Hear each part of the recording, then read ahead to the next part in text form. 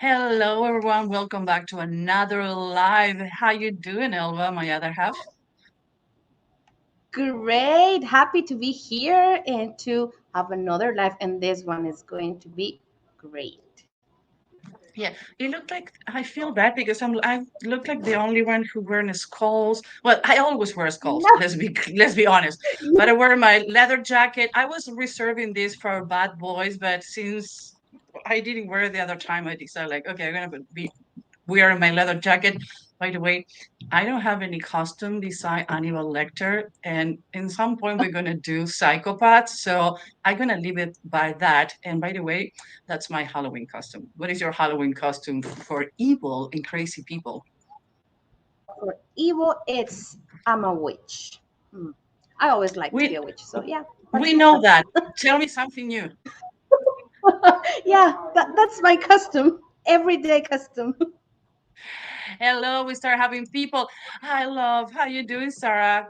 Captain Skull. Hey, Yeah, Sarah. actually, reviewing the Marvel, the DC and Marvel, I found out there was a Captain Skull. Actually, it was one. I didn't know, and the Joker killed it. Yeah. Hmm. Yes. Mel is back. Hell, Mel. Hey, hey, hey, hey at all. Hello. We have our the man of the year. We have two people from UK today because we have a special guest, and we need to. I don't know if I need to thank Lina for lending us his her partner in crime, but it's a pleasure. We're gonna bring you back in just 1 second. Jason Friday the 13th. Okay, everybody need to start talking about what is your preferred villains, what you like to dress in Halloween, and why. And maybe we're gonna do a little trivia to know if you know the villains that we're gonna be putting about the first one, and we're gonna make it a poll. Who is your favorite? Because I do have my favorite. I'm sorry. You know I am. I do have mine Who is too. your favorite villain? You know what? I like the riddle. I like the Yes. riddle. If we talk about Batman and Superman and Gotham, well, if you haven't seen Gotham, the new series, please watch it. It's amazing. I love the riddle because it's a nerdy. I never kill any of my partners, but I love that he's crazy and intelligent. You? Yes. Mine, I have to be honest, it's the Joker. Yes. I He's like that supposed to one. be the most crazy one. I was thinking that you Yes, would I like. Look, know. I was under the impression you're gonna like Lex. Okay, Claire. It's Hey, between both, but hello. I like Joker. Hello, Claire. How you doing? Sarah says, that's neat. Yeah, the riddle is the best. Tupac, I have two masks. He's a bad boy. um, Joaquin Phoenix plays villains really well. He has such an interest face. I agree, and it was really difficult when we need to choose which one we like between the old ones and the new ones. Lex is your type, Susan. Yeah, it's ball, Yes, bulky, tall, type A, and crazy. Yeah, you know and me so crazy. well. Okay, I think it is time to bring our expert all the way from London, from UK. And what is our expert? Because he knows how to describe villains. He's a really renowned author, and now he's writing about fiction and making the villains and why the psychology. And he has been working for a long time, beside to be a profiler and an expert on the field. Gavin Stone, welcome. Good evening. How are you doing? Yes, I need to thank you, Lina, because it's like if somebody asked Elva to be sharing the spot with somebody else. You and Lina are doing Clubhouse now on Thursday. Tell us about that and why you guys do it, because I love the interrogation room. Sorry I couldn't make it yesterday. Oh, no problem. I love doing it. It's brilliant. We get to share some really great information with people. Makes their life better in so many ways. Ways to get to the truth. Ways to elicit information to make their life better. We give as much value as we can to people on a Thursday on the clubhouse. So if you're not on there, get on there. So Oh, you already have a fan base, Gavin. yeah. Hi Barry. Good to see you. So, Gavin, tell us about the books and how you construct the psychology behind the bad guys. And we're going to talk about why do we love so much bad guys. Personally, that is my weakness. Tell me the psychology behind that. So every girl loves a bad guy, whether they admit it or not. And the thing is, it's not one particular string to their bow that makes them attractive. It's a multitude of all these different things put together, all these different qualities. First off, they're emotionally unavailable. So who doesn't love something more than something they can't have? It's top shelf. It's taboo. And the minute something becomes taboo, that's when it has so much more appeal. It's like Does going to the first date and says, "Oh, what do you want for this? Oh, I want to get married." The other person, doesn't matter the gender, has run away. But if you says, "I want something light, I don't gonna take it personal, I'm not gonna put my heart on it," they fall for you. It's a trick, no? yeah. You know, it's the whole like what I call the dancing string. If you've got a cat and you dance some string for that cat and it's just out of reach, then that cat will carry on trying to claw and play with that string. But the minute it's available, the minute you drop that string for the cat to have, not interested anymore. Talking about cat, nobody get scared under that orange blanket. It's Una. She decides she want to be part of the stream and she doesn't want to leave. So the Una the cat is behind the orange cat. Gavin, I told you that we shouldn't be wearing, before we continue with the psychology, since I didn't ask you live, that we shouldn't be wearing villain costume for villains that we love. And says, I shouldn't be wearing my Batman suit. You're the good guy? Yeah, why not? I can be a good guy for once. I'm going to go controversial. You know, everybody loves the bad guy these days. I'm going to be the bad good guy. Which is your preferred villains of choice or the bad guys of choice? We can go to James Dean or you can go outside the scope of the comics. I suppose for sexual fantasies, probably Catwoman. But Well, you're married with Catwoman, dude. Your yeah, wife is smoking hot. She can wear. Actually, I think I saw a picture of her with one Catwoman suit. that's right. We did one Halloween, I think it was, or a birthday party. She had the Catwoman suit on. Yeah, she's got some great costumes. The best ones are not for public use. So Ooh, now we have the bad guy, and we that's have it. comment Yeah. says the professor, the villain is always the unaccepted version of ourselves. Mhm. Completely agree. And it says we are the villains. The villains is always the unaccepted. Oh, he put it 2 times. What do you think, Gavin? That is accurate from the psychologist standpoint. Yeah, so from the reason that guys love the bad guys is just down to the fact that they are everything that the guy wants to be. They say everything that we want to say. You know, they don't care. They don't live by rules or boundaries. They've got this transgressional kind of attitude towards life, and of course, we live in a society where we are constantly bound by norms and where we have to bite our tongue so much because let's face it, your cat's escaping, by the way. If we all said what we were really thinking, At least have the decency to take the cover so it I doesn't show know, on the dude, picture. You see, I had it really well trained. so, but yeah, if we all said what we were thinking in life, you know, then it would be a pretty much a disaster. You've only got to watch the film Liar Liar to see the kind of consequences if everybody told the truth. So this is why we love the bad guy. They can do what we want to do. They can say what we want to say without the consequences. So there's an envious streak, and yeah, within reason, it's the part of ourselves that we want to unleash. Do you So know what? It's something on the American culture that they always expecting the bad guy to become good or do something good at some point. Do you think it's a cultural thing or it's on the bottom of our heart as humans? We always want the bad guy to become good.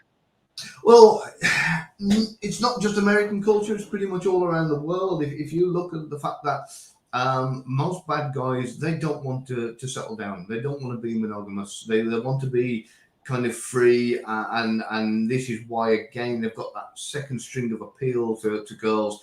They've got this kind of how can I put it? It's like an accomplishment if they snare the bad guy, you know, because it'll make them have this feeling of, you know, I'm pretty, I'm smart, I'm enough, because he he's chosen her and not anybody else.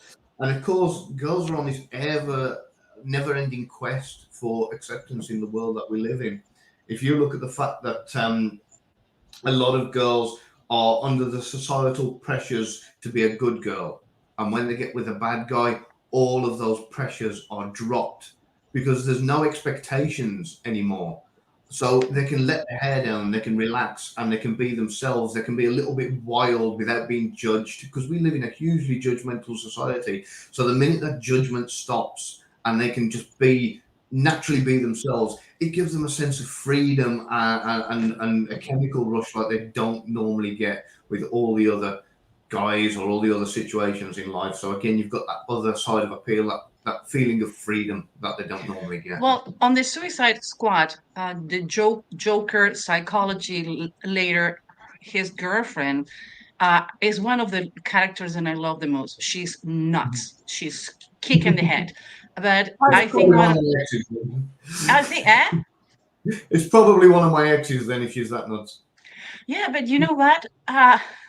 But the point is, I think that we love her so much because she went from the correct, proper psychology to did everything right to ended up being kick in the head, completely crazy, super attractive, and ended up falling completely in love with the Joker. By the way, I Yeah. haven't seen the second one. It's one of it's in my to-do list. I've got a confession. Not seen any of them. You don't know what you're missing. Oh, You really? don't know what you're missing. Okay, we start having questions for you, Gavin. We are Mhm. culturally obsessed with the anti-hero. What does that say about our society? And Gavin says, literally describing Harley Quinn. Yeah. I'm going to look at a Harley Quinn outfit for my girlfriend for this year, I think maybe. So yeah, obsessed with the anti-hero. Yeah, we've got to that point where did I say girlfriend or wife? One or the other. So yeah. The anti-hero has become. We were talking about this the other night. Do you remember when we were on about Riddick in the film Pitch Black? I How love that movie. And he's again, a if bad guy yeah. okay, time out. Anybody in this chat haven't seen Pitch Black, you can go stop the live, go watch it, and after you watch it, come back and see it. Yeah, to me, is one of the best Ben Diesel Hottie Ball movies from beside Fast and the Furious and all of them. Pitch Black is the anti-hero everything. So tell us It's about that, brilliant. Gavin. So yeah, you've got this whole situation where the good guy becomes the bad guy becomes the good guy. There's a whole role reversal, and it's the perfect dream. I've just noticed Sarah Adams is coming from up north in the UK. No, I'm not. I'm from the Midlands. I'm from Central England, but that's north from where I am at the moment because I'm down on the southwest coast in England at the minute. So yeah, you've got this whole perfect ending where the good guy ends up losing out and turns out to be the bad guy all along. The bad guy, the bad lad who everybody's scared of and wants to cut him down, turns out to be the good guy, and he's the one who ends up sacrificing him. Well, not sacrificing himself, but making sacrifices to save everybody else and save the day. And this is what they want. People want to see the good in someone. It's usually the most caring and most empathetic of girls that end up with the bad guys to start with, because they pretty much refuse to see that somebody can be completely bad, and they want to find the good in that person. And this is why again they've got that another string of appeal. So does that make sense? Yeah, and we were talking that people remember the bad guys more than the good guys. We were talking about Hannibal Lecter, and we says, who remember anybody else on the movie? Even I don't remember the character of the scene when Hannibal Lecter cut the brain of oh my God, I don't even remember the name of the actor. I'm spaced out, but he opened the head and started cooking the brain. That is one of the most morbid, great scenes on Hannibal Lecter, and I don't remember the name of the character, but I do remember the name of Hannibal Lecter. So it says, I remember Jodie Foster. Yeah, no. Tell me the name of Jodie the Foster was the character. actor. That's it, Yeah. yeah. What is the name of the character? That's what we're saying. We don't remember those things. This is it. More to the point, can anybody ever remember the names of the victims ever? You know, I mean, you look at Ted Bundy is one of the most famous bad lads in the world, Yeah, we and were talking. women. Uh, Ted Bundy, who else we says they wrote more books about them than Abraham Lincoln? Ted Bundy, which is the other one that we says Oh, between I can't both? remember. Somebody in the chat might know. So Clarice, well done, Sarah Adams. That's right, and it's just come back to me now. Yeah, well Ah, spoken. Clarice Starling. Jeffrey Dahmer and Ted Bundy, they Yeah, have more books about their values, psychology, and how fucked up they were than Abraham Mhm. Lincoln. I can believe it. And again, like I say, you can remember them, but can you remember the name of a single one of their victims or the people involved in their lives? Can you remember anybody from within the film? I can't even remember the name of the girl who played Ted Bundy's wife or girlfriend in the film that they did of him.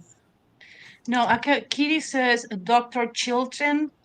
Um, I don't know. He was another FBI agent, the one who Hannibal Lecter in the last movie cut the head and opened the top and eat the brain. When he caught the hand. So if you haven't seen Hannibal Lecter, the trilogy, sorry, I just give you then. But I cannot remember that character. It's killing me. Parry's just hit on something in waves, but the villains make the hero. Very, very right. It's like the yin and yang situation where without one you wouldn't have the other. Gavin, you specialize. You write books. I have your audiobooks. That, by the way, they're lovely, recited by Eric Huntley, who you have been my company in some walks. And when I listen books, it is intrigue, is good in behavior, and it's easy digestible for people who doesn't have a background too. So, how you construct your characters, and I'm gonna make a compound question, and I know you and Lena are gonna kick me at that. But how you construct your characters, and what are more difficult ones, the bad ones or the good ones to make? Oh no, the bad ones are easy, because with your bad guys, with your antagonist, you've all you've got to do is give him a purpose. Because if you look at all of the bad guys in history, each and every one of them were just simply misunderstood, if you want to call it that. Look at Darth Vader, one of the most famous bad guys in sci-fi history. Mhm. There he is. Like all he wanted to do was restore order to the universe. If you go back to the original films, Mhm. he just wanted a little bit of order from the chaos. Okay, may have gone about it the wrong way. That's arguably, yeah. Maybe. But at the end of the day, he had a purpose, and this is what a lot of people, a lot of bad guys, in the antagonists do. It's usually everybody, every one of them. It's usually about vengeance or setting the record straight or doing wronging some kind of or righting some kind of wrong in their mind, and they may have gone off track. They may have become completely obsessed along the way, but generally, that's all you've got to do. You look at the bad guy and you just skew the details, make it so that he's got a quest that in his mind, he wants to put right. The only thing is he's going the wrong way about doing it. And there you go. You've got it. Recipe for your bad guy. Perry says some villains are think they are the hero, the terrifying Mhm. element of good intentions. This is it. I mean, again, I'm going to be really, really careful with my words here, especially while I'm on the live stream. A guy with the initials AH, short fella, who's over there. He in his mind was not the bad guy, Mm-hmm. right? In his mind, he was trying to Mhm. purify humanity. Nobody's the villain in their own story. So at the end of the day, this is what you've got to look at. The bad guys. Nobody wakes up and goes, "Ooh, I want to be evil. I want to, I want to smash some Oh, heads." Mel bring a good point. Dexter. Mm. Dexter was as a forensic during the day and a serial killer during the night. That in his head, he's Oh, always was restoring justice to the world that's right. who the justice didn't make by themselves. Mhm. That's right. Where the justice system had let down, the people of the world, as it were. He took on the because he had a little bit of a history himself. If you watched all of the Dexter series, and where he come from and his childhood and what had actually screwed up his mind. That's a technical term, by the way. Screwed up his mind. That's a professional term. Sarah, you know what? You bring a really good point. I didn't think about it. Robin Hood. Yeah, there you go. The perfect bad good guy. Good bad guy. Oh, look what we have here. Yay! Hey, Eric Hi, Eric. Hadley. Thank you for being here. Look at Gavin, fancy dicks. Hey, Eric, thank you very Yeah. much for being here. You have put us all together like always. He's like the connector, like the Yeah. intertwine of absolutely. So Eric. you need to make a book about a bad guy and a good guy. How you start building the characters, from what angle you start building the villains and the goods, and you make the story, how you made it, because I cannot, you and Lena are writing fiction, and for both background, I cannot imagine how twisted can be on the good way. I love twisted books. Oh, brilliant. And with how you savor those characters in the book. Okay, so I'm writing a book at the minute. I'm going to give everybody a little bit of a sneak peek into a novel that I'm currently having edited, hoping to get published next year. And nobody knows this, so this is all new. And what I've done is I've taken a bad guy who's looked at history, and he's looked at the pharmaceutical industry and how the pharmaceutical industry is making money from people's illnesses, and they're not concentrating on curing people. They want to give them tablets. And he's looked at historical events, such as a fellow in history called Royal Raymond Rife, and taken his technology and he's advanced it and he's weaponized it, and he's gone further with it.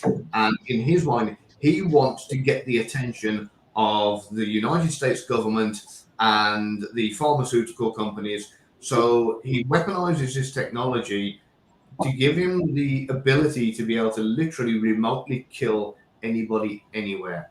And he holds people hostage, and it doesn't matter where they go, he can remotely kill them. And if his demands aren't met, then basically he's going to kill 10,000 American citizens. So this grabs the attention of the intelligence community and the FBI, and they want to get this dealt with as soon as possible.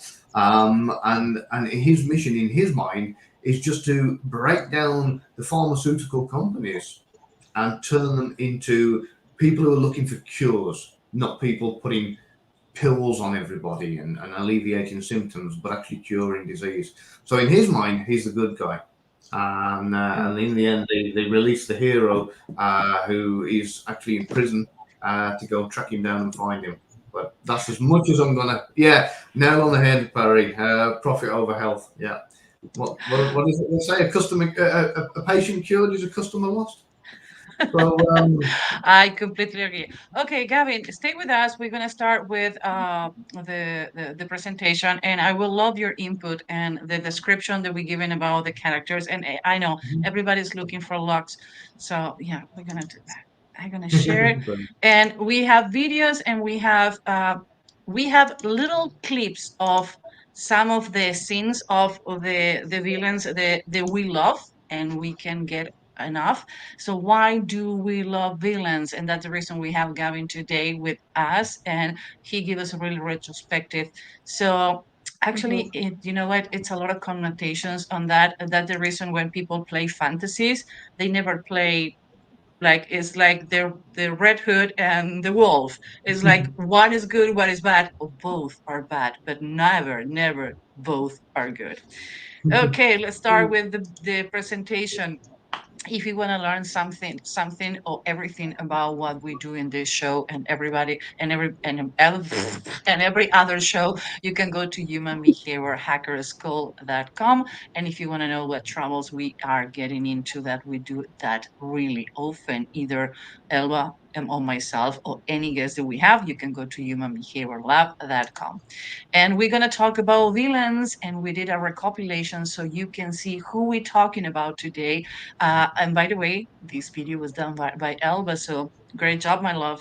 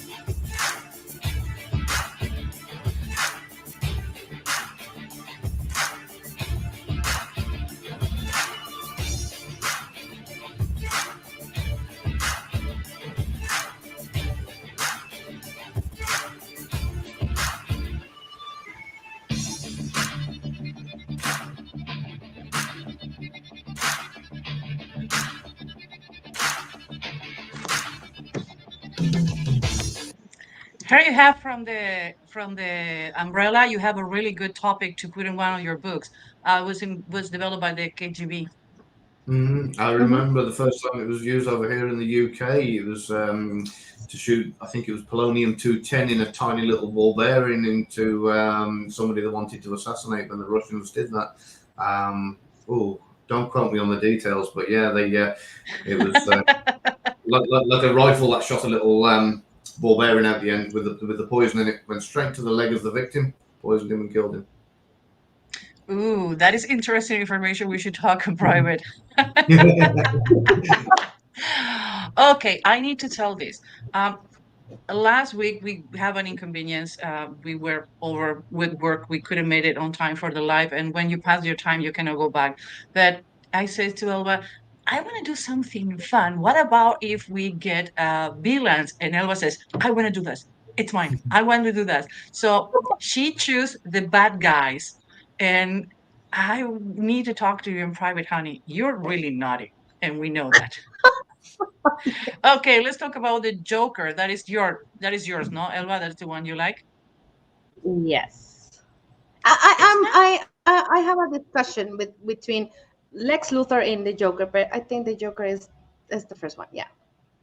Yeah, everybody was expecting that my favorites, Lex Luthor. I date Lex Luthor. I like the riddle. Okay, this is one of the scenes. Then that was the vote for us. The best one. I Mhm. know we have Jack Nicholson's. We have great actors on. Uh,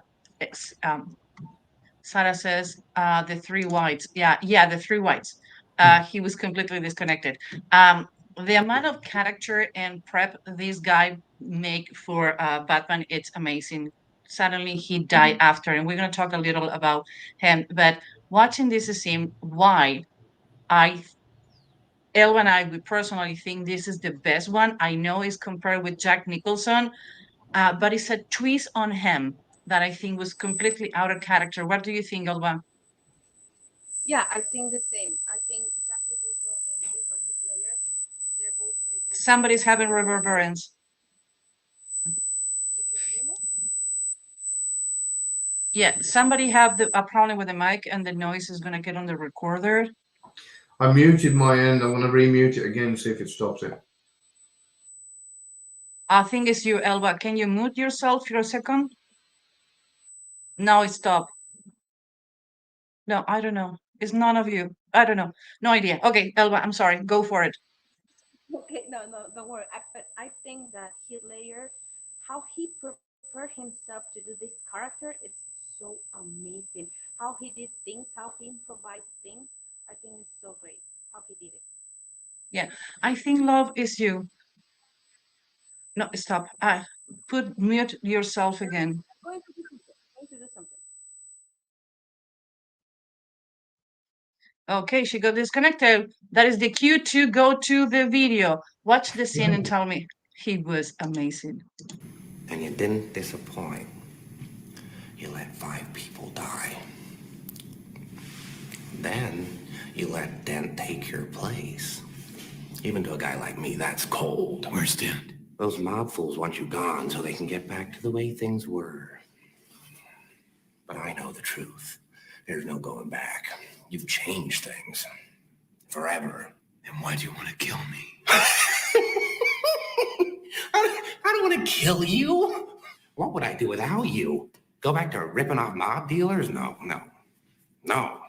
No, you complete me. You're garbage. You kills for money. Don't talk like one of them. You're not. Even if you'd like to be. To them, you're just a freak. Like me. They need you right now. When they don't, they'll cast you out. Like a leper. See, their morals, their code. It's a bad joke. Dropped at the first sign of trouble. They're only as good as the world allows them to be. I'll show you. When the chips are down, these civilized people, they'll eat each other. See, I'm not a monster. I'm just ahead of the curve. Elvis back. Gavin, I think that he says something. One of the reasons that I put this scene from all the scenes on all the movies is because he says something. A villain cannot exist if we don't have a hero, and a hero cannot be a hero without the villain. What do you think about? I think if you can catch the conversation, if you want to see the reviewing, I know it was a long video, but the concept of society and villains and hero is great. What do you think? Yeah, it's. I mean, Parry mentioned something like, about that earlier. Said you need one without the other. It's with everything in life there has to be that balance because let's face it, if there was no villains out there, Batman would be pretty bored just cruising around in his Batmobile with nothing better to do than go to motor shows. Just So a guy in a leotard. exactly. So yeah, you need the both. There needs to be both. Okay, Elba, what do you think about? Yeah, I think the same as Gabi, as you. It's like the nature, how you put the things in the same amount, because it's like the bad and the good. It's the same. Okay, and we're gonna go to the face reading of them because at the end of the day, that's what you want to read. But let me tell you something, and of these villains, I think those are pretty well known faces. We have Jack Nicholson, Heath Ledger, Jared Leto, Joaquin Phoenix, and I personally, if you haven't seen Gotham, check on Cameron Monaghan. He was one of the kids in Shameless. The evolving on the Joker, it's really good. I know it's not one of the Batman movies or Superman movies, but if you have the chance to see Gotham and to see the Joker in that context, and be careful, it's addictive. I stream all the seasons in 6 days in a row. I didn't work. I actually canceled meetings in one Monday to do it. Shh, don't tell my clients. Anyway, so what are the common denominators that you see on the characters from the feature standpoint? And now you guys are going to see why we look for certain features, and we talk about video games and characters and cartoons and movies because our brain get triggered for certain features on their faces. Elba? Yes, I think we can see the nose from the four of it, from the four ones that we have here. You can see how the tip of the nose, they have like thing like the one like we have on the cartoons. I think they are having that. I can see the mouth too, the thin lips. So yeah, the nose. Both is jumping shadow on the young man. Oh, it's coming from this. Yeah, David Lynch. Are you kidding me? He was married with this Italian actress. What was the name of the actress? Anybody remember? No. Mm, I'm sure if Eric Handel is still here, he's gonna remember. So, what else do you see of common nominalities? Low proxemic, You yeah. see the proxemic, yes, they have a low proxemic. You see the eyebrows, Yep. they are the same. They are the same. So yeah, in the forehead, I know that the first one with Jack Nicholson, you cannot see it because the hat, but he has a big forehead too. So the four of them has foreheads, big foreheads. Yeah, all of the character were chose on the forehead is big, the nose has Mhm. similitudes, and the eyes have a similitude even though you don't think about it. The only one who You have see round how this eyes, yeah. is. Sorry. I just want to point this. You can see how the eyes get are closed Mm-hmm. Yep, on attention to everyone. details. Here we go. Mhm. Thank you, Professor Isabella Rossellini. Yeah, he was married with Isabella Rossellini. You see, I watched the old movies from the 80s. Yeah, there are the attention to details. Actually, all of them did an impersonation of their regular joke, but all of them put their own personal thing. Actually, Mhm. one of the things that I like about Heath Ledger is that he decided not to allow anybody else put makeup on him. He decided to do his own makeup because he says the makeup doesn't need to be perfect. I'm crazy. My makeup. You continue. Sorry. The makeup, when he said that he's going to do it, it's because it's not going to be the same if an artist make it, because they're going to look so professional that they have he has to be like crazy, so he has to do his own makeup. Actually, do you know that he wanted to be Batman and he ended up on the Joker? And he says that there was the best mistake happening in his career. And you know what? The only time an actor won an Oscar for playing the bad guy was Heath Ledger. So bad he couldn't pick it up because he was dead before that, and he get in the role so deep. The some psychologists attribute that his suicide and his addiction to drugs were because he went too dark on the sign Mhm. of the Joker. Gavin, any comment? Yeah, I remember when what was the film? Here's Johnny with the axe coming through the door. What can you remember the Oh, name of? The Shine. Yeah, in when he was He did the um, same, no? yeah, exactly the same kind of thing. He got so deep involved in the character that his wife ended up leaving him. He was scared for herself, and the kids and their safety because they said he'd gone a little bit over the cuckoo's nest with it.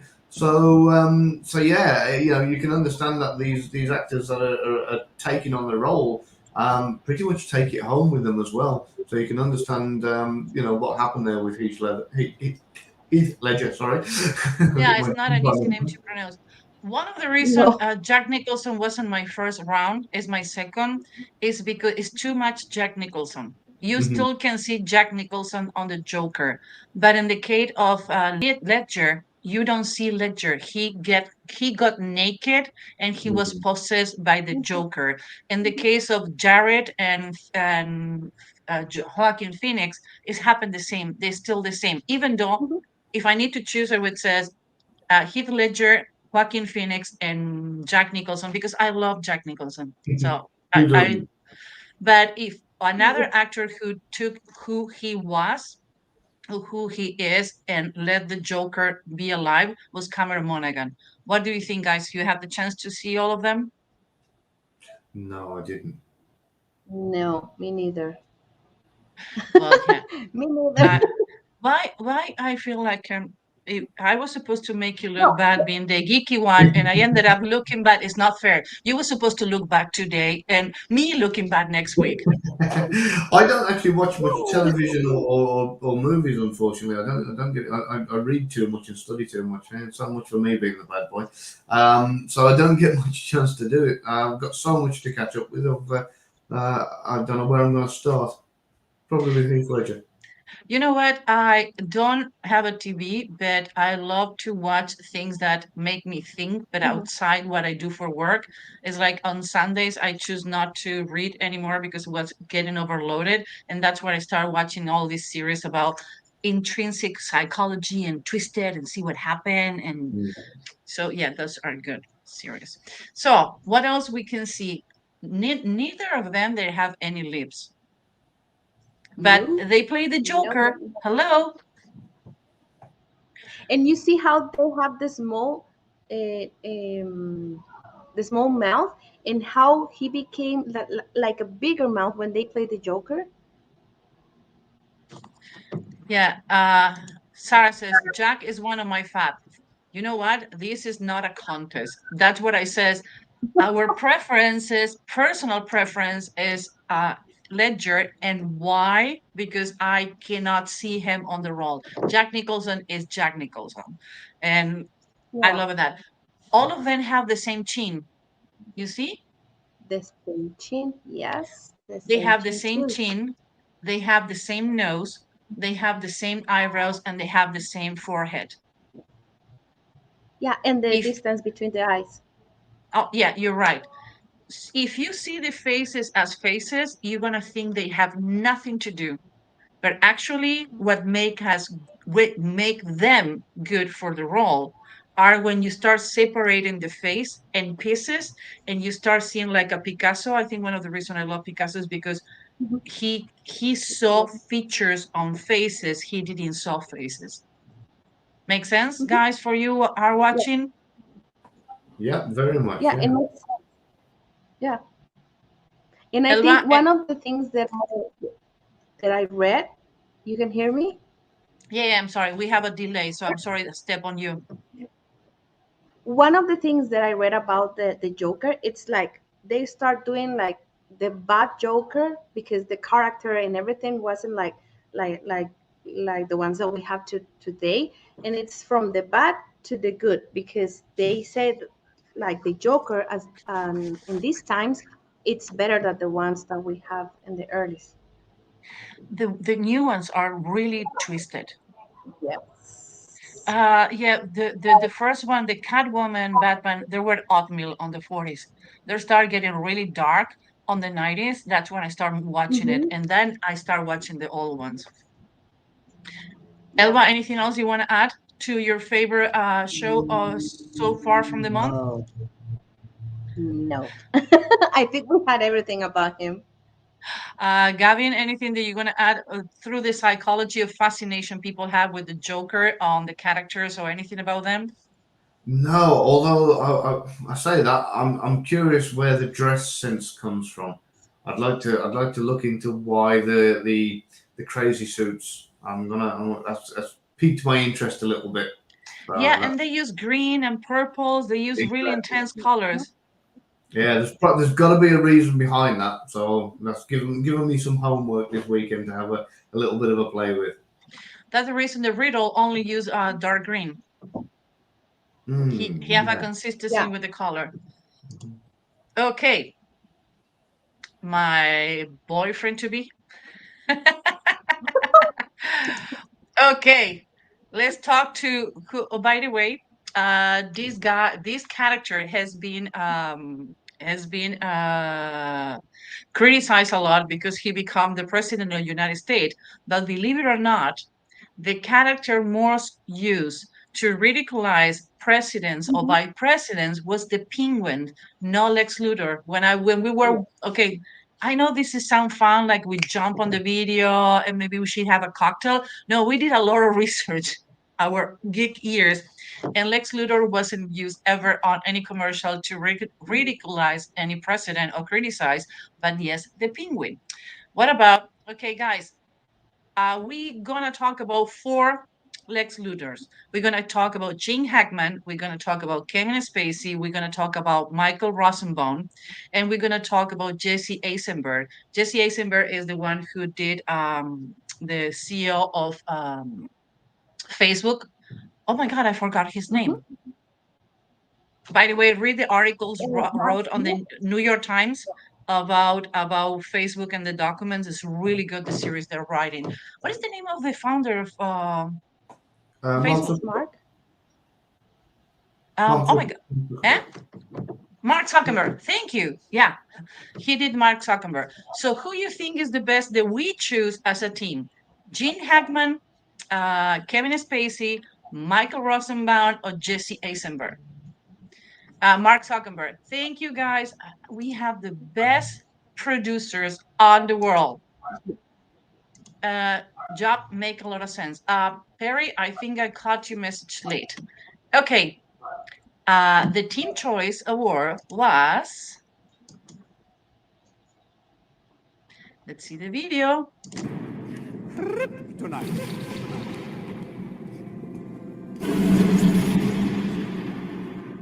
You're asking yourself, didn't your dad ever teach you to look before you leap?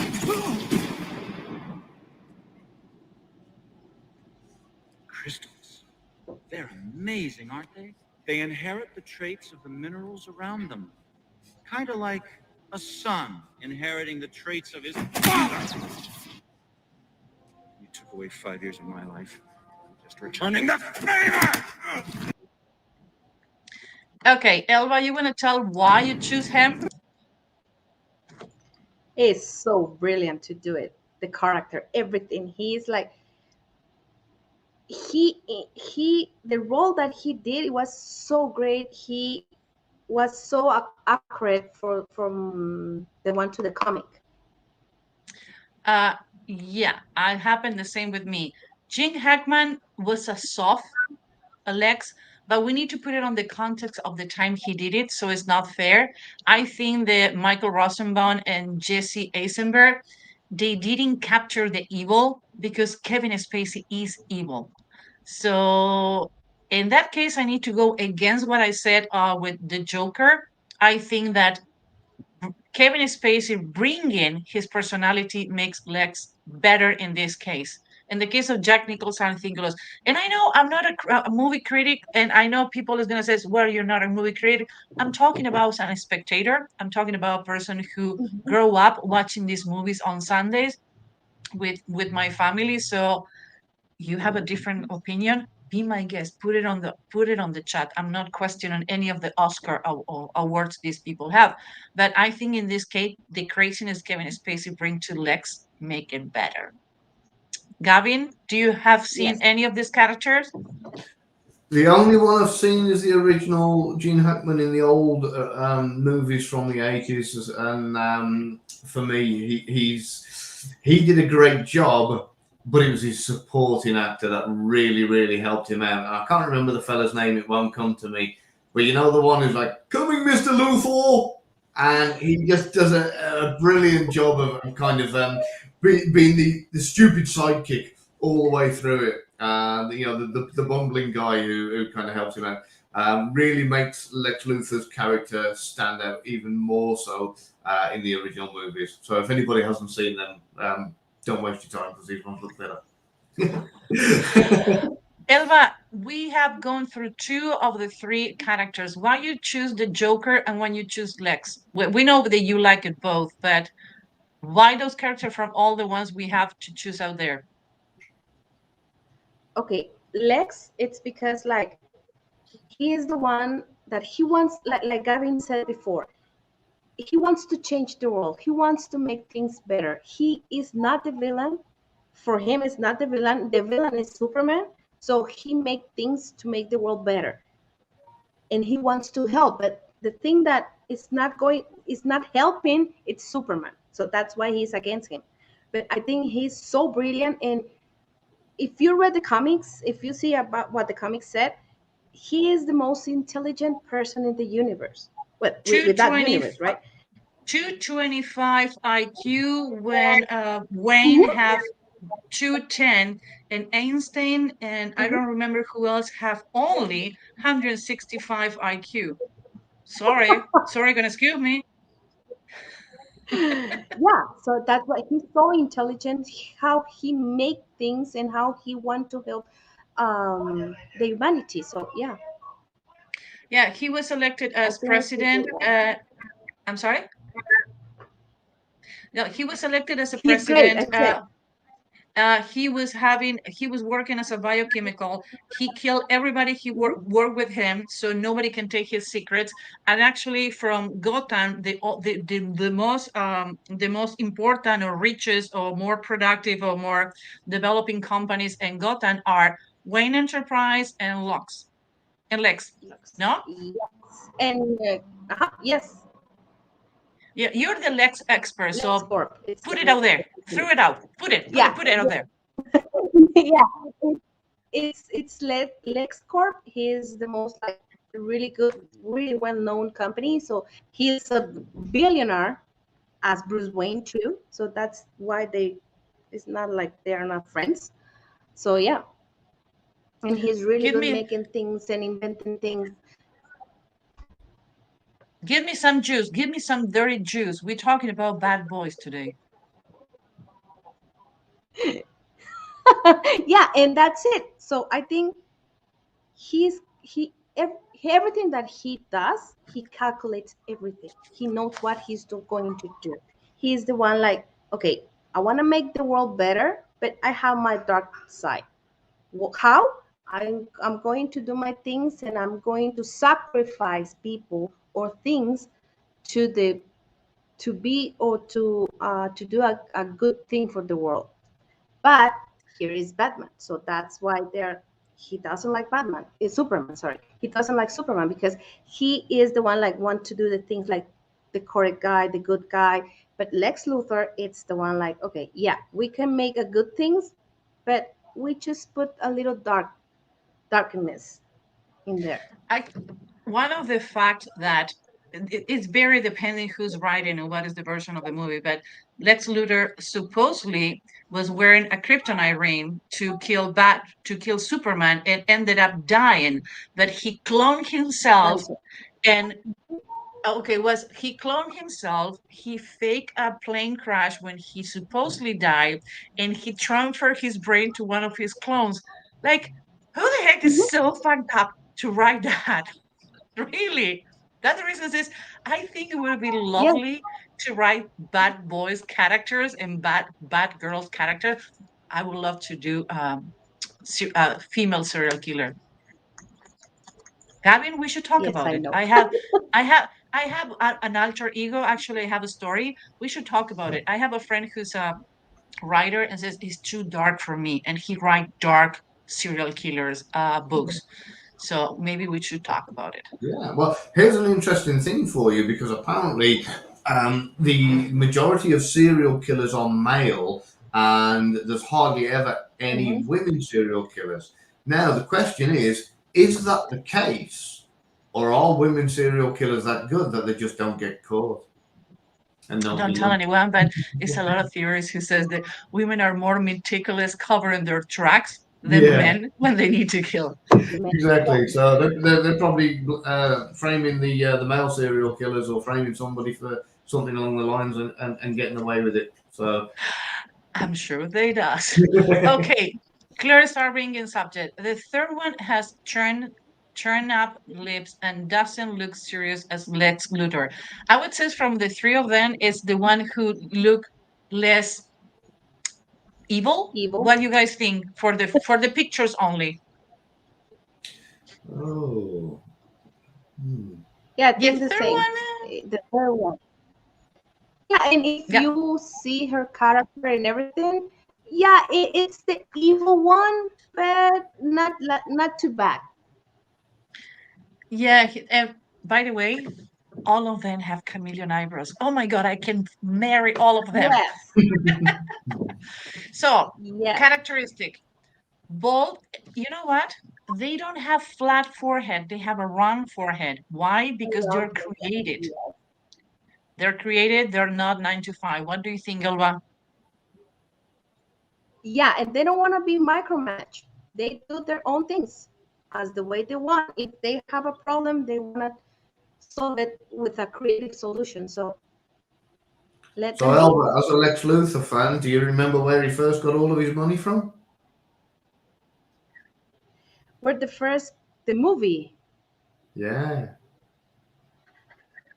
it was left. It was left to Oh, him in a will. He was married to an elderly lady, and she was on her deathbed and signed the will and signed everything over to him. see, I have Ooh, it. we have another Lex Luthor fan, Gavin. No, no, Yes, I just thought about the idea myself a couple of times. You're cracking me up. Okay, I would say the one who have less rounded forehead and can be confused. It would be the last one, Jesse Eisenberg. I would say that is the mhm. like less one. I would say it's more a flat one, but the perception to have a bald head, it looked like he have a round forehead. But I would say the four one, this one, you can see actually he have an indentation.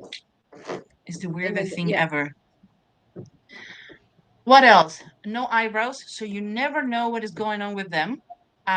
I would say the Kevin Spacey is the only one who have darkest eyebrow, but I think it's the mhm. picture in black and white because when you see it in color, the eyebrows cannot see. So what happened with chameleon eyebrows, Elba? You cannot know what happened with these people.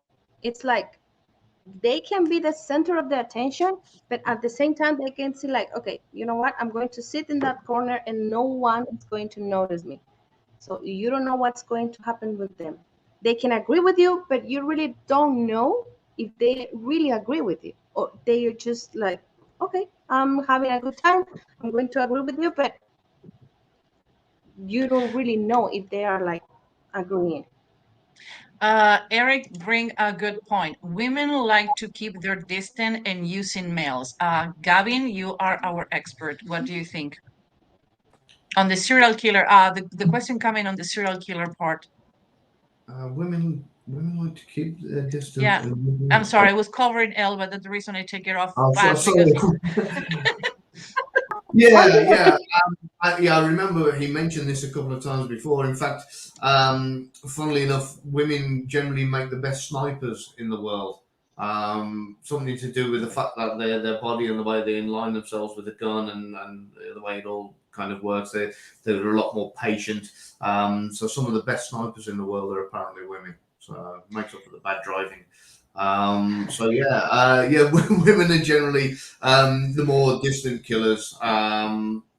Yeah, using methods like and they enjoy and they I was told that they enjoy the process to see the victims suffer for a long time. That the reason is so Mhm. many killings with antifreeze and rat poison and things like Yeah. that. Guy going like boom, shoot in the head. Women Mhm. wanting to see slow suffering, decayed and enjoy the process. Oh my Oh god, yeah, more horrible. they want to make it much more fun. You know, they want to see their husband kind of really suffering before he finally pops his clogs. So Elizabeth brings up a good thing here. Most serial killers, Gemini's, and yeah, actually throughout time, serial killers and assassins are generally Gemini's and Sagittarius. So I'm a Sagittarius myself, so Oh, maybe I good to know. If Yeah, I good to know. go on a date, I'm gonna ask for like, what is your I'm not into horoscope, but if I'm going, thank you for the point, Gavin and Elizabeth. I'm gonna check Sagittarius and Gemini's. Okay, good to know. Okay, so Okay. what other thing the first three characters have in common except the last one, guys, for the audience? It's something about the ears, and I can see Elba jumping on the preview. No. Gavin, you want to give it a try? Gavin has been taking all our classes and webinars, and actually, we were talking about a lot about face reading. What did you notice, even with Gene Hackman head tilted, there is something about the ears on the first three that the four one doesn't have? I don't want to put you say. in the spot. You want to try? No, no, let's go for it. So, I mean, I might be completely wrong. So, but I'm looking at the fact that you've got the ears are large and stick out. So, there's somebody who thinks outside the box more so than somebody who's calculative. And the tops of the ears on number four are a lot lower, and you've got the earlobes in comparison to the first three, who've got the higher ears that are sticking out more. So, am I anywhere near close? I'm gonna tell you, we have winners here. Hi, years, great. Hi, Hillary. Hi, love, doing love. Claire de Lune, you nailed it, my love. Well done. Three of them have high ears. You can draw a line, and you're gonna see the tip. So the Mm-hmm. three ears are high, but the highest one is Kevin Spacey. It's crazy. Can you see? Hmm. It's Yeah. like half of his Yes. ear is above the inner counter. Elba, He's nearly it's difficult Vulcan. to see that. Yeah.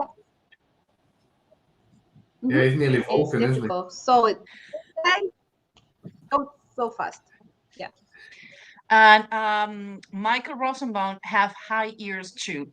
Now, Jesse have low ears, and I think one of the things that make Mm-hmm. the character kind of like droopy eyes and like I don't know what is going on is the fact of the ears, because when he had hair on other characters, you cannot see that he have really small low ears, and maybe that's the reason he have such a pace, and you're never gonna see an hyperactive roles. He's always more like the No. nerdy, slow, my time type. What else we see? That Yeah. another thing. Elba, do you see anything else on the ears? The ears are stick Uh, out. Eric says, I do know that, and I was waiting for somebody to bring it up. We're talking about the character, Eric. Don't shoot the messenger. I just want to keep House of Cards and his role as a Lex.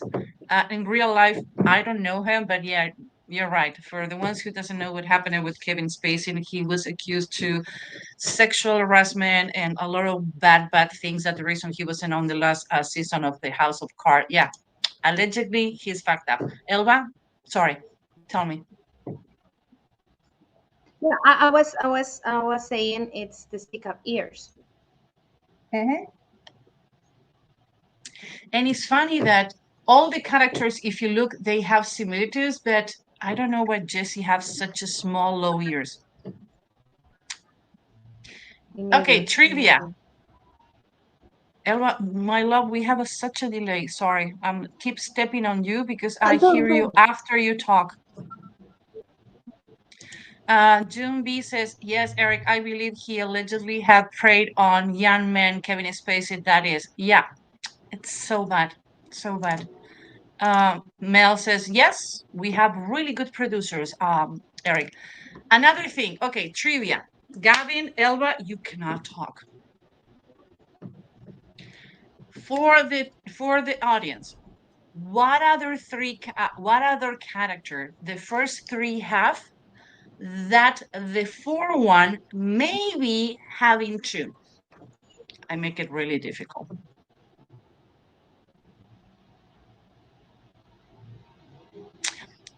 Kitty Rose, I'm gonna come back to you and reply to you so I don't confuse the audience reading the feature, but I got you. Okay, what other feature on the face the first three have, and maybe the fourth one had it too? Let's say we go into the zone 2 between the eyebrows and the tip of the nose. What else? And no, Kitty, that is zone 3. We're talking about zone. You're new to the channel, so zone 2 is from here to here. This is zone 1, this is zone 2, and this is zone 3. Okay, let's see. Secret line. No. Hey, Marys, how you doing? No, my love, that is zone 3. That is zone 3. It's below the tip of the nose. Wide eyes. Nope. Pessimistic nose. Elva, what do you think about that? Yes. Claire, we shouldn't have. You know what, guys? Elva, let's put it on the production. Let's do a trivia night where, depending on if the people answer trivia knows, and we're gonna start doing trivia knows. That is something that I do a lot when I do training. At the end, I do trivia knows. Kitty says, sorry, like, no, Kitty, we're on a learning fun Friday process, so no sorry here. All of them have long noses. Here, you see?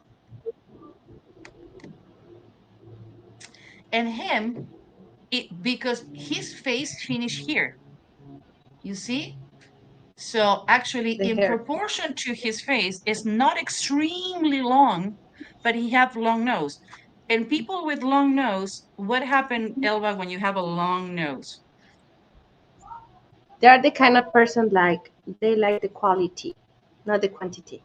They go for the quality part. And the money, so yes. Actually, that feature make a lot of sense because he's competing to see who is who is richer with Wayne. So quality, shiny ball syndrome, and they got about the money. And another thing, people with long nose, with son too big, they're emotional. They're really emotional. They like money and emotional. What we just saw with Kevin Spacey on the scene, emotion and tremble. You ruined my life, and I want to be better than you, and polite and pristine. Who going to a fight with a white coat? Hello. Yes. Mel says, "Oh, that is good to know." Like, yeah, if you want to know if you're going to date someone and you want to know if they have money, probably they're going to have a long nose. That is a good indicator that, and it's not only happening with Jewish people. Hey, I'm Jewish. My nose is so small. I'm bad in business. I'm good in what I do, but horrible in business. Okay, Elba, anything else that you want to point or the audience when like, oh, I'm sorry, Elba, I'm going to go back to you. I have a question that I didn't reply. The kitty. Which one? What the significance of high ears and also a low pointy nose like the Joker? Elva, you love those. You gonna go for it? Or you have Okay. too much delay? Yeah, I think I can do it. I can handle it. The high ears, they are going to take information really, really, really fast. So they are impatient. They are the ones that not, are going to be, if I want it, I take it. I want it right now. So they are not going to wait. And also with the pointy nose, they are like really independent. They are like by really independent. They are self-made. Uh, Perry, bring another one. Nose turned down. Good. Good, my love. They all have low proxemic too. Good point. Nobody bring it? Come on. Elva, you don't need to bring it because actually I need to shoot you before the show so you don't say all the features. But come on, guy, we have been talking about low proxemic for a long, long, long, long time. Gavin, do you have any, since you build villains and bad boys characters, Lex is the epitome of brain and evil. It's anything that you want to ask about the character and why is built the way it is? Yeah, just where I can get some shares in LexCorp, and if you can kind of invite me onto the board so I can go over there and we can maybe work together on a couple of projects. I think that would be great. Good to know. Actually, there are studies done that we have the perception that the bald people is more intelligent. You know why? Mhm. Because someone has to do with intelligent. So when I have bald guys in my training says you're so intelligent that your brain start here and end your ass. So and we have the perception actually when a bald guy know how to pull the baldness, women find them more attractive than guys with hair. So Mhm. guys have more problem with hair than women. And the same hormone that make you bald, they say that actually their study says the bald guys tend to have a higher IQ, the guys with a lot of hair. So that's what's been going on, and that explains a lot. I'm not receding. I'm getting smarter. Definitely. You need to No, say, worry, I'm not let's getting go bald, with I'm getting smarter. that. Yeah, Yeah, that's a good that's good. one. I'm happy with that. Let's go with that. Okay, they all have hoodie eyes too, except Michael Rosenbaum. He doesn't have hoodie eye. Actually, he has straight eyes. Yes. Okay, let's go. Any questions, guys? Since we have an audience Oh, I present with have one, Gavin. just one more thing about Lex Luthor. It's funny because when he started being like Lex Luthor and everything, he had hair. They really don't know how he lost the hair. They said that he had a problem with a chemical thing and something, but he used to have hair and long hair. Uh, I like the ball one better. Me too. Me too. Okay, the penguin. I don't know if I hate him or love him. What happened with you guys with this character? I think it's really good. He's really good. His background is like okay. If No, someone did that to me, like yeah, it's crazy. But I think he's a really good one too. yeah, it's so sad. The story of the penguin is so, so sad and how he become an evil. I love the evolution of the evil from it's like Darth Vader, how he was a sweet boy and ended up being Darth Vader when the penguin is the epitome of Darth Vader on the cartoons. Uh Gavin, did you know the character? Have you chance to Only from a experience? movie a few years ago, which was played by Danny Devito. Mm. Brilliant, fantastic job he did with that, and yeah, loved it. Loved the backstory there in that movie. It was when the Batman movies started going more kind of towards the darker side of things, and yeah, loved it. Yeah, we belong to the same club. Now, we're gonna have three penguins. We're gonna have Burger Meredith, who was the first penguin in 1940, correct, Elva? We're gonna Yeah, have Danny 1940. DeVito. Danny DeVito was what year? 90s? And then the movie was in 1987. You see? and I'm the weird geeky after, no? Uh, and Robin Lord Taylor, who is the Penguin, it not in any of the other movies, is in the Gotham movie. And what do you guys think is the winner? Berger Meredith was the first one. Danny DeVito was the well-known Penguin, even though another actress. He did it, and the last one is Robin Lord Taylor. And is one characteristic on the physiognomy of the body language of the penguin that amazed me, and that is what I love. And I personally choose this penguin. Perry says, is there a link between pointy stick out ears and defiance as opposed to just nonconformity? I try not to give away on lives certain things about a little more complex personalities. Perry, you have a lot of knowledge about face reading that other people know, and I don't want people to take out of context. I can answer to you later. Sorry, guys, but I'm really careful when things come into subject. They can be a little complex to go. If you haven't studied face reading, it can be misleading to others. Okay, you want to know why I personally choose this one? Okay, we have the nose, we have the face, and we have the walking. Three things. Elba, what is your preferred character from the Penguin? The last one, the Gotham, that one. And the walking? Yes. Gavin, Yes. what is the character of the Penguin that you like the most? Definitely Danny DeVito for me. The one in the 1940s, I was only young at the time, so I don't remember it too well. And the latest one I haven't seen. So yeah, we're going to go with Danny DeVito.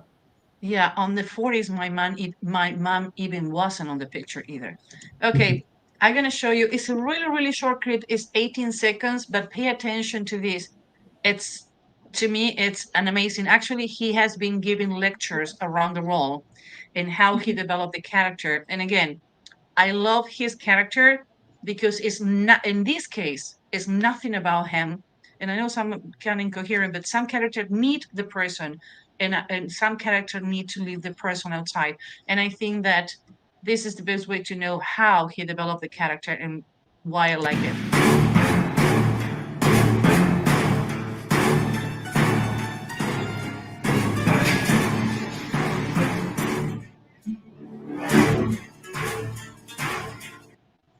He's nuts.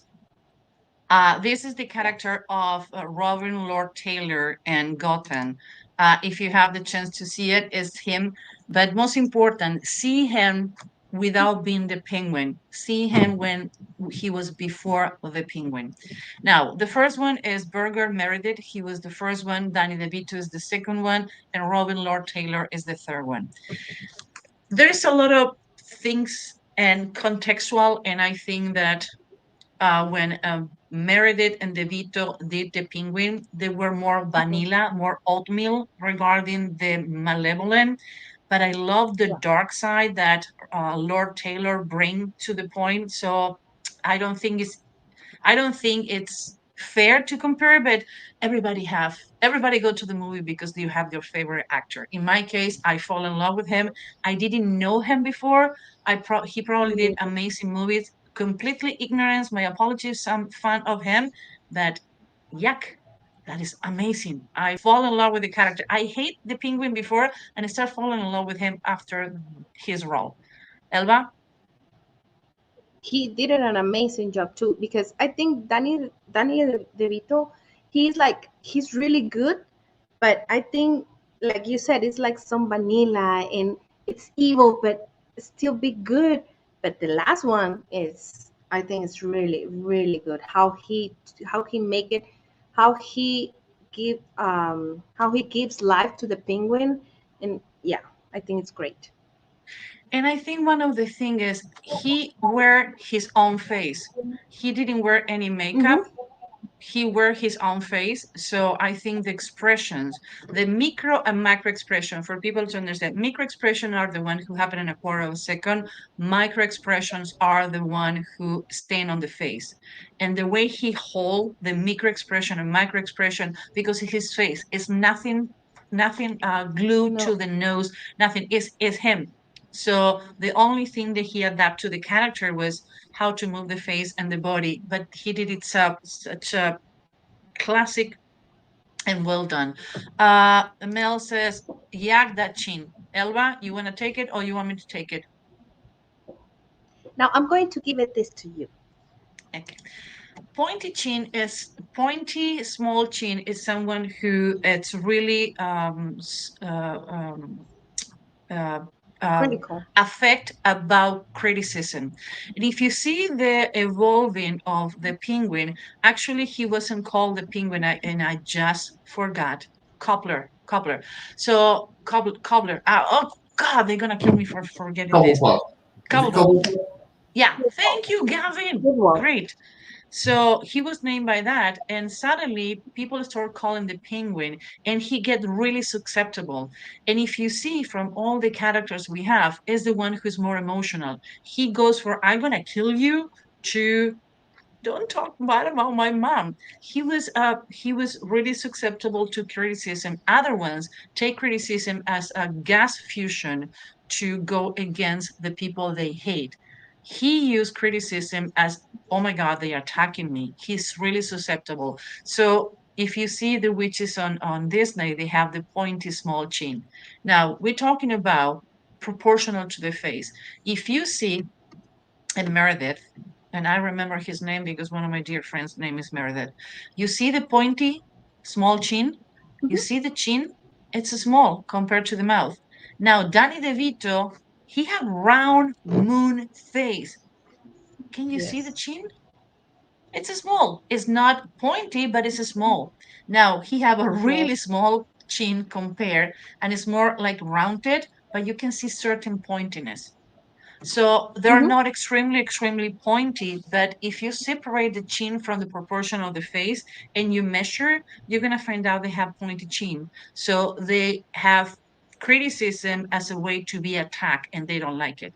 So when you need to get feedback, and actually, if you realize on the Lord Taylor character, when somebody gives him criticism, he go ballistic, Hmm. ballistic. That what I like.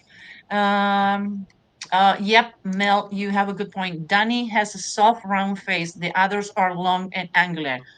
Good call. Elva, you want me to take it or you Yeah. want to take it? Yeah. Danny DeVito is more like he's more likable. He's like having more like stamina, and the other two they have like a bust of stamina. They're going to do things like from 2 hours, and they need to rest like half an hour. If you're looking for an evil character in any point, you need to avoid a round face, except that you're looking for the legs. Some of the characters on legs they're kind of rounded, but another characteristic who make them feistier. But Danny DeVito is everybody love Danny DeVito. Nobody believe Danny Mm-hmm. DeVito can be bad. So No. that's where casting is so important and why people hire people like us when they need to cast, when they need to develop characters, and when they need to actually, Gavin Mel says this is fascinating. Like, yeah, you see, you pick a couple of topics and everything can be fascinating if you have the right company. So Elba and Gavin, thank you very much. Uh, Thank Gavin, you. what Gavin, when you that's where I ask you how you construct characters. In some point, you need to describe certain physiognomies or scars or body characteristic of the bad and good guys in your books, correct? Yeah, yeah. I want to let everybody into another little secret here that I don't normally say. Pretty much every character in any of the books I've ever written, including like the ghost-written books for other authors in the past, and the ones I'm writing now under my own name, all the characters are actually based on people I know in my life. I have met some really evil people in my life, and I've met some really lovely people in my life, and a lot of them have ended up in books. So different names, different places, different careers, but I have met some really evil people, and I can look back at my career and go, yeah, I remember that guy. I want to put him in a book and kill him. I think that you cannot assign characteristic to a character if that character doesn't have a face that you can recognize and you can relate to. What do you think? Exactly. Yeah. Yeah. All the time, you have to visualize and build that person from the ground up. And if you've got somebody to start off with in your head that fits that bill, then you can just go, yeah, I know he's going to be just like this person, and then you can just adjust and adapt accordingly for the book. So brilliant.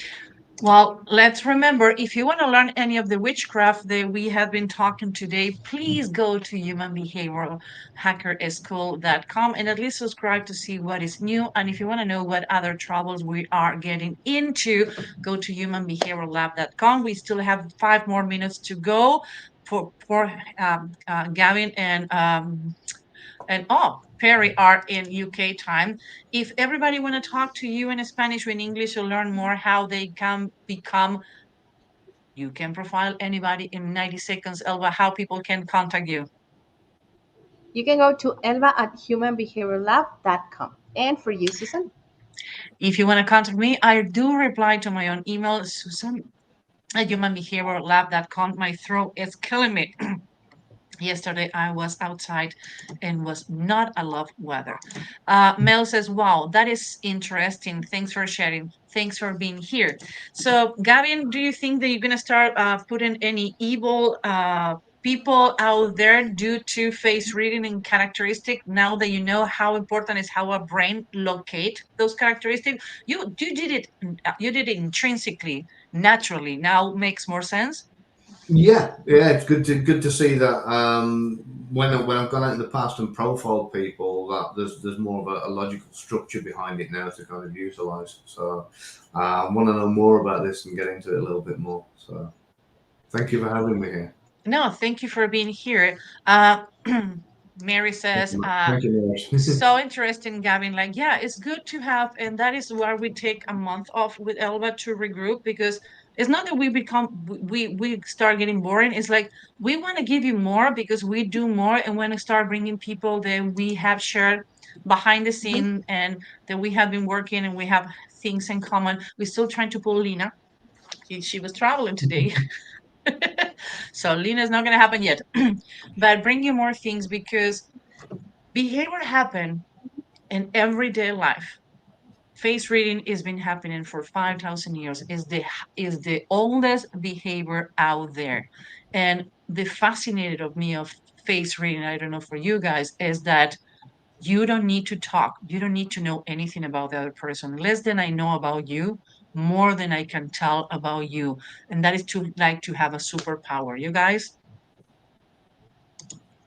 Yeah, I Funnily think enough, the same. It's like, sorry, first, sorry, Gavin. You go, you go. no, you go first, Elba. Sorry, I didn't realize there's a time delay. Don't worry. It's like I was saying, for me, face reading is something like what you see is what we read. That's it. There's not like there's something that, no, there's not something. It's what it is. I was talking to a friend of mine the other day from MI6, and he was on about the differences between what the British in the intelligence industry do and what the Americans do. With the British over here, MI6 are training, finding people who are already naturally able to read and don't spend much time in training them in this kind of thing. Whereas CIA over there in the States, they take somebody who's more of a blank canvas, who's got most of the qualities they need, and train them more deeply in face reading, in profiling, and that kind of thing. So, big difference between the two. The MI6, like we were discussing it, don't spend much time at all in those areas. So a lot of their kind of intelligence officers, it's just something that they've naturally got the ability to be able to do, but don't necessarily have a structure or understand why they have the ability to do it. So it's good to come across this. Interesting. Yes, actually, Europeans are way more open to face reading than the Hmm. FBI and the CIA here. They Mhm. still doesn't haven't cracked it. It's crazy. I use it on training hostage negotiator and police for interrogation and things like that. But the FBI look at you like this is witchcraft, this is BS. And the CIA, like, we're above this, we don't need it. Yeah. They're gonna come up. Kitty says, "What videos of yours should I start with to learn about face reading?" I would say go to our YouTube channel and subscribe to our YouTube channel. We have more than 200 and something videos done in different channels of behavior. What we do is we use face reading as a entrance, and we talk about micro expression, body language, elicitation, and interrogation and personality type. So we put everything together because I don't think like Gavin and Elba. We do more than one channel. We share things with more than one channel. Gavin, Elba, and myself, we have been trained by the Israeli interrogators in how to do elicitation. We study with Lina too. So it's one point where you don't know when channel start and the other one channel end. Is there any way to we can keep up to date with Gavin work? Gavin, where people, yeah, that was the last thing, and I'm gonna put it on the reframe. Where people can find your work beside Amazon. Thank you, Parry. Much appreciated. So yeah, I'm on all the major social media sites. So if you go on Facebook, it's Gavin Stone Author. Twitter, it's at Author Gavin. I haven't got a clue about Instagram because I hardly ever use it, so don't bother with that. And we do Clubhouse on the Thursday nights now, 6:30 EDT, I believe, 11:30 GMT. Yeah. Other than that, I mean, Eric's audience, Eric Hunley's show, every Thursday, giving him support as much as I can. And I recommend everybody go and check out Eric Hunley as well. He's a great guy. Definitely worth Here watching. we go. Here is the Amazon where you can find Gavin Stone. Yes, Oh, please. brilliant. If Thank you you. Yeah, so it's loading. And by the way, if you haven't seen, you haven't subscribed to Eric Huntley podcast, I don't know what the heck are you doing. And if you haven't subscribed to us either, what the heck are you doing too? And if you want to read something about behavior and have fun and some stories on the back, you can go to Amazon. If it's not like always, you can Google Gavin, or you can ask him. You know that we always reply. Can we see these basic features in canines and equines too? I know, weird question. No, actually, Mel, it's a good question. I study with one of the mentees of um, Paul Ekman in California, and I study FAC, face action coding system, and I didn't know that it can be used in humans. It used to be for babies too, but I don't know what they discontinue. It's in dolphins, horses, dogs, and cats. Actually, you can study micro expressions and face movement in animals. Now, I don't know anybody who's doing any study about face reading in animals, but I'm sure somebody's going to come up with this. Yeah, I got the basic. Don't worry, Mel. Thank you for the question. Actually, it was really good to put that out there. You can read muscle movement, see all the coding, weird coding that you use. In fact, you can read it in animals. Perry says, I have started getting recurrent ads from MI6 since taking Susan course. There you go. New career for you, Parry. It's never too late. Oh, wow. Thanks.